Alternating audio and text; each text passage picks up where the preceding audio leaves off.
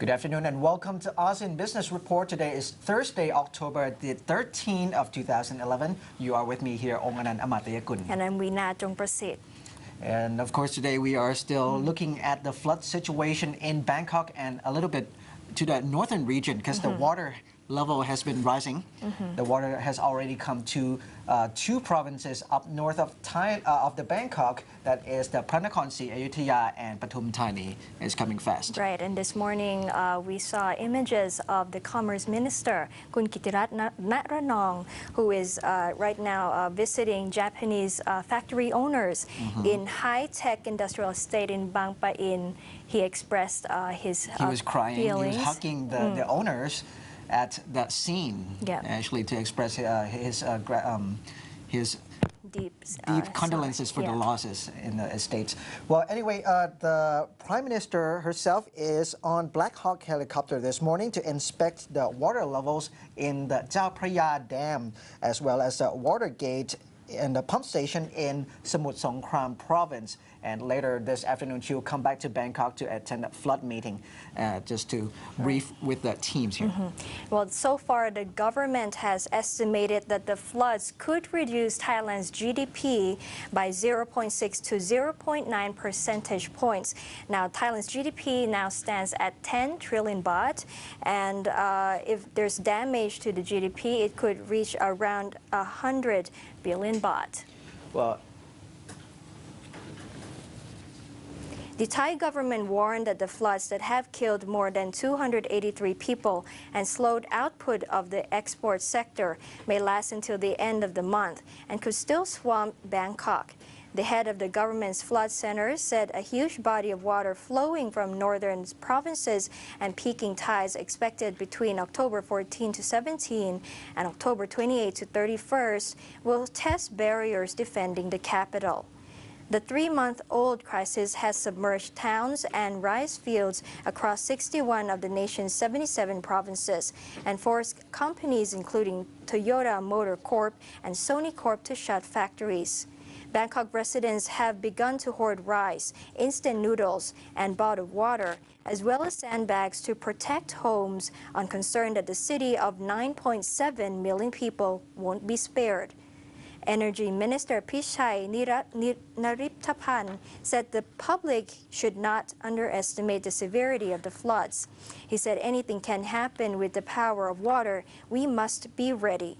Authorities yesterday used helicopters to drop food and emergency supplies to people still stranded in Ayutthaya province, where water has swamped World Heritage-listed temples and crippled operations of Japanese manufacturers, including Nikon Corp and Pioneer Corp. The Industry Ministry said flooding has disrupted operations at 930 plants in 28 provinces, said the Industry Ministry. Further north in Nakhon Sawan, power was cut to the provincial capital of almost 100,000 people to avoid electrocutions as rising floodwaters forced residents to evacuate. That water will reach Ayutthaya between October 14 and 17 when peak tides are expected, before flowing down the Chao Phraya River towards Bangkok. Authorities said shortages at some supermarkets were being caused by logistics issues and bulk purchases of flood relief rather than a lack of staple goods. Floods have cut road and rail links in some parts of the country, complicating efforts to transport goods, said Banyat Kamnunwat, Assistant Vice President of CPL-PCL, which operates about 6,000 7-Eleven outlets in the country. The flooding situation in Pathum Thani, which is immediately upstream from Bangkok, is still at a critical level as large runoffs from upstream provinces continue to flow into the brimming waterways. Local authorities were closely monitoring the water gates as well as temporary embankments built along waterways. Angry residents pulled down some sections of the embankments because they believe it is these walls that are causing their homes to get inundated, while on the other side stay dry. Pathum Thani Governor Pirasak Hinmuangkau yesterday called on the Prime Minister to declare the state of emergency in the province to deal with the problem. Meanwhile, evacuees being accommodated at Thammasat University's Rangsit campus in Pathum Thani were moved to higher ground in the compound yesterday. Late afternoon yesterday, some 1,000 evacuees were moved from Gymnasium 2 to Gymnasium 1, which is 5 meters higher. The victims were moved after many flood barriers in the areas near the university collapsed. Senior officials at the university had also suggested earlier that all vehicles in its car park be moved to higher ground due to risk of flooding. Somkit Let Paiboon, the university's rector, yesterday told all officials at the Rangsit campus to go on leave and close all the buildings, include dormitories, except those being used by volunteers. He also called for full protection of the campus. Residents at the White House estate in Pathum Thani's Klong Luang district were also working hard yesterday to protect themselves. The housing estate made the headlines in 1995 when a flood embankment collapsed and left homes badly submerged. Residents and local officials joined up to keep an eye on the flood barriers in the area round the clock.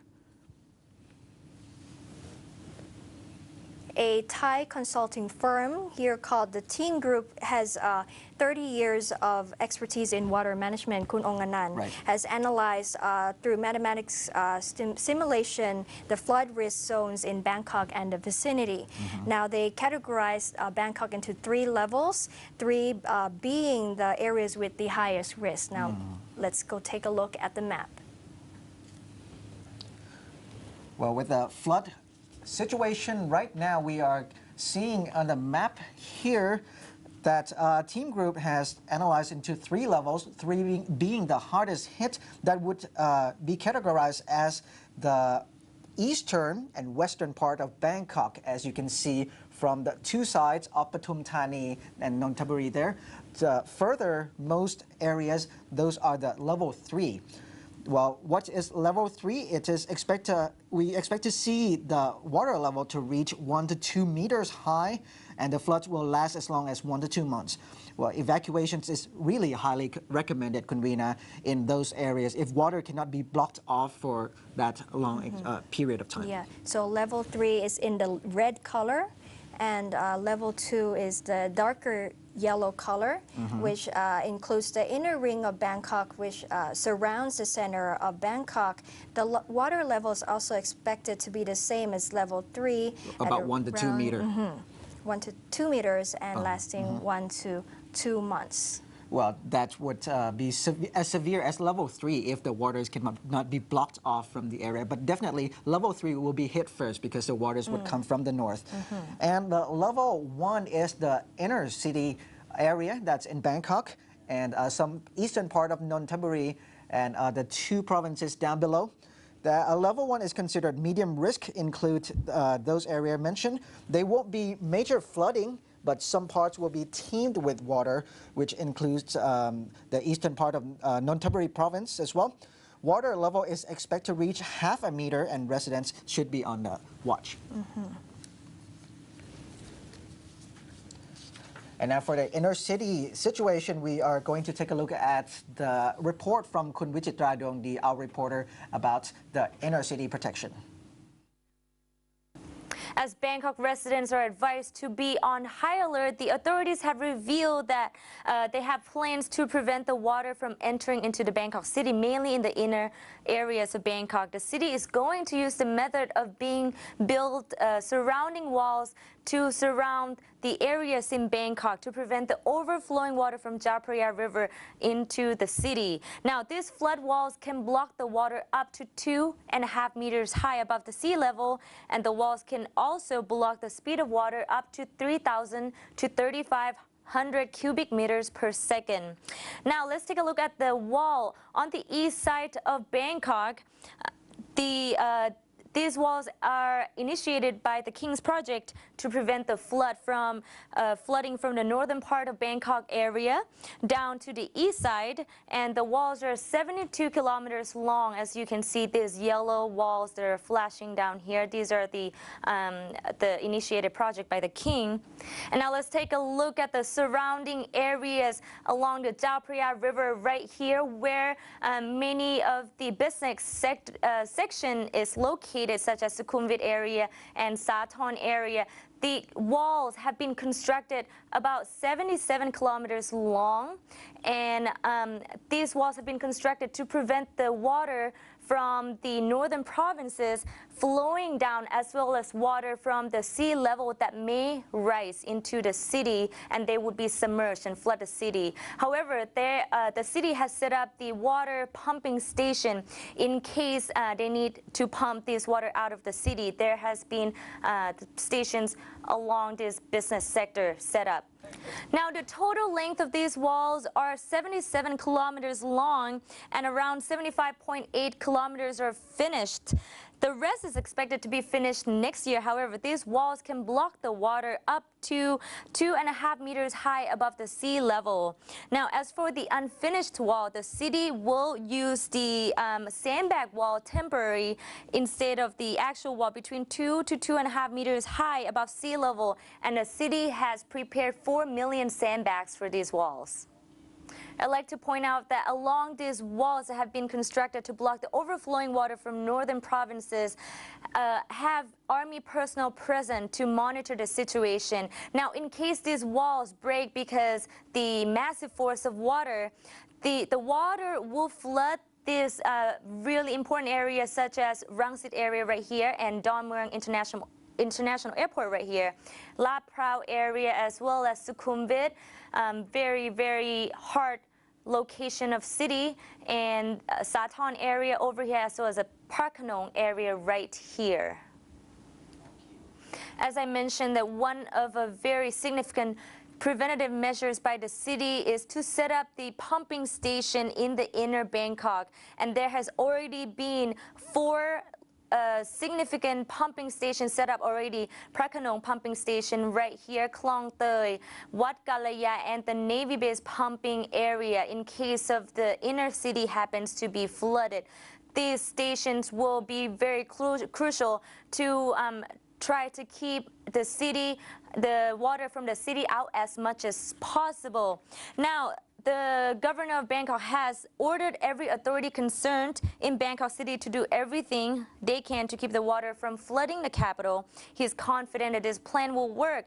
Nevertheless, precautions are advised between October 15 to 17 because the seawater is expected to rise, and the water from the Pumipon Dam might submerge with that as well.